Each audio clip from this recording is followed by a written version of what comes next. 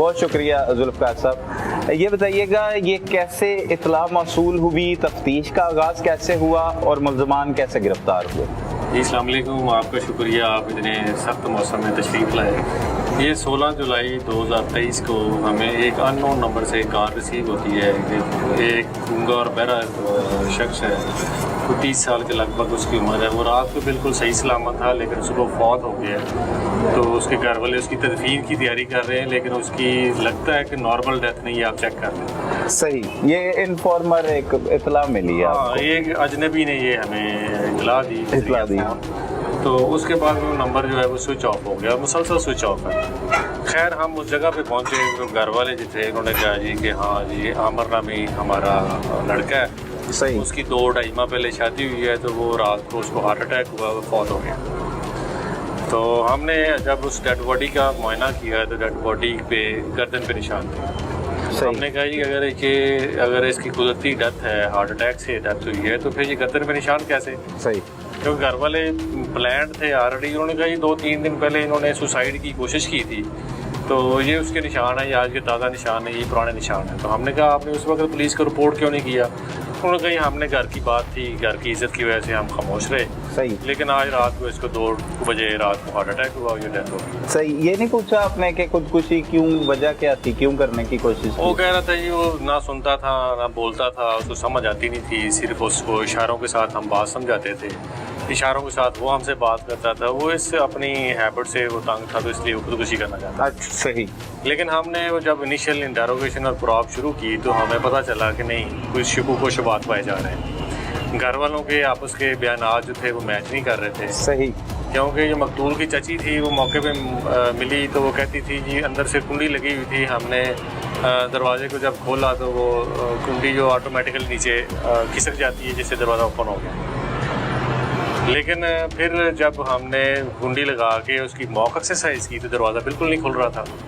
तो वो थोड़ी सी परेशान में तो उसका बयान और जो एक्शन था वो दोनों डिफरेंट थे। सही। हमने उसकी वजह से डेड बॉडी को हमने कस्टडी में ले लिया। हमने कहा जी हमने इसका पोस्टमार्टम करवाना है और जो लीगल प्रोसीजर है हम अडॉप्ट करके डेड बॉडी आपको देंगे, उसके बगैर हमने डेड बॉडी नहीं दी। हमने एक इंटरोगेशन टीम तश्कील दे दी।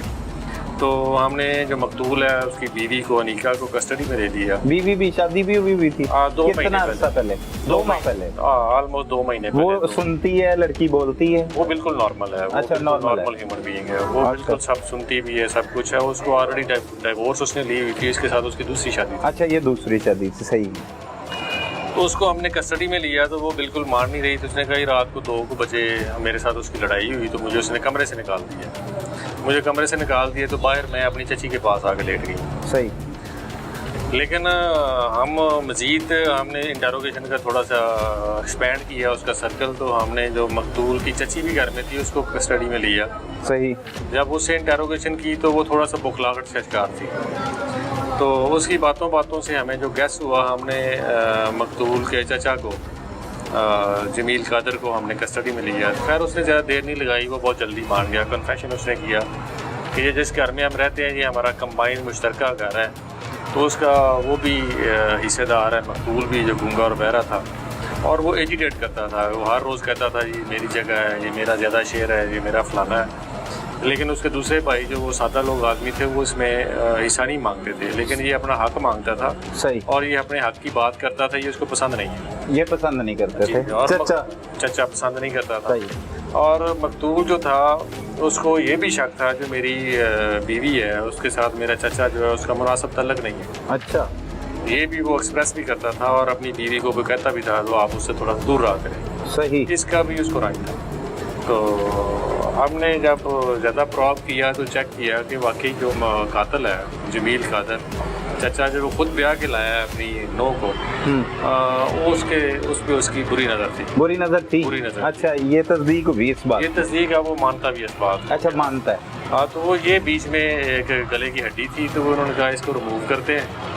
बाद में जो निकाह है उसके छोटे भाई के साथ कर देंगे, उसको इसलिए गूंगा बहरा जरूर था लेकिन एक्टिव, मतलब एक्टिव था, मेहनती था। वो अपने इस जो उसकी ये मजदूरी थी इसको उसने उज़र नहीं बनने दिया। सही। और वो मेहनत करता था और घर का कमाऊ पुत था। मकतूल का नाम? आमिर था। आमिर।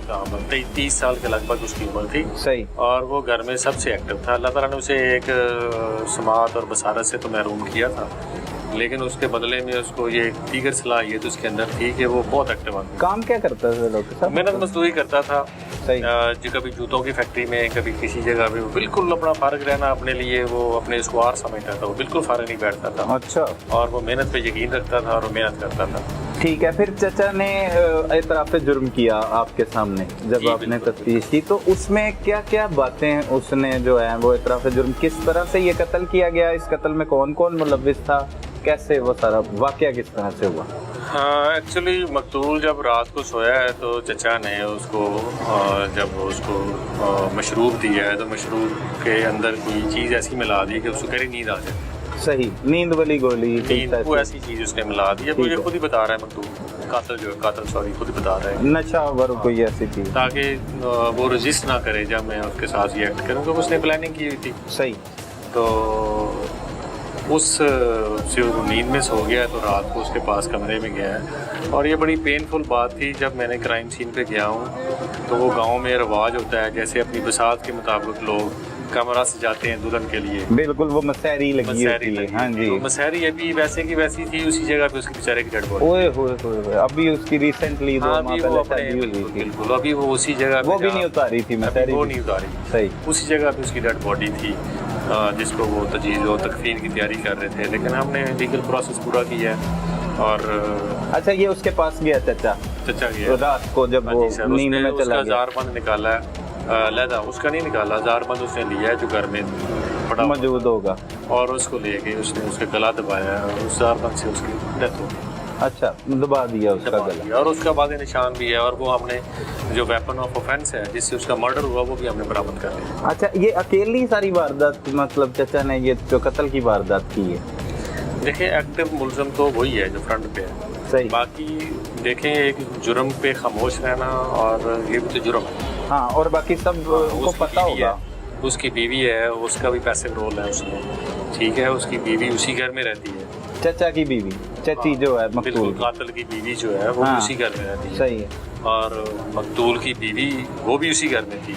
ये 2 खवातीन उसी घर में थी। एक मकतूल का भाई दूसरे घर में, दूसरे कमरे में सोया हुआ था। सही।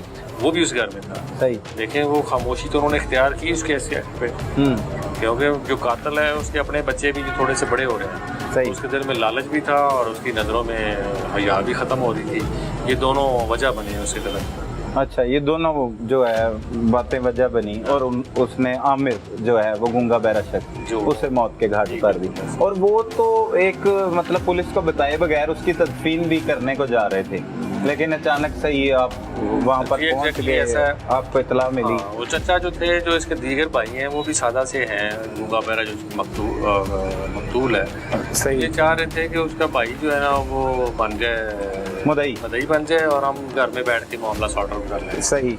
और जो मकतूल की बीवी है इसका उसके भाई से निकाह कर देंगे और मामला रफा दफा हो जाएगा। महीने के अंदर अंदर हम जनाब बरी हो गए, घर में बैठे होंगे। सही।